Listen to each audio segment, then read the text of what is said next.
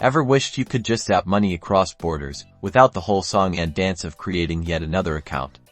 Let's explore if Worldremit offers that magical guest transfer option. Alright, head over to the Worldremit website.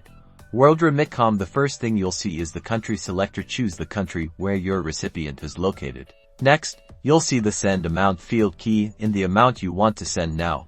This is where things get interesting. While Worldremit does allow transfers without creating an account, there are limitations. Typically, guest transfers are restricted to smaller amounts. Try inputting a larger sum, like, say $500, you'll likely encounter a message prompting you to create an account. This is because higher transaction amounts usually require identity verification for security and compliance reasons, which necessitates an account.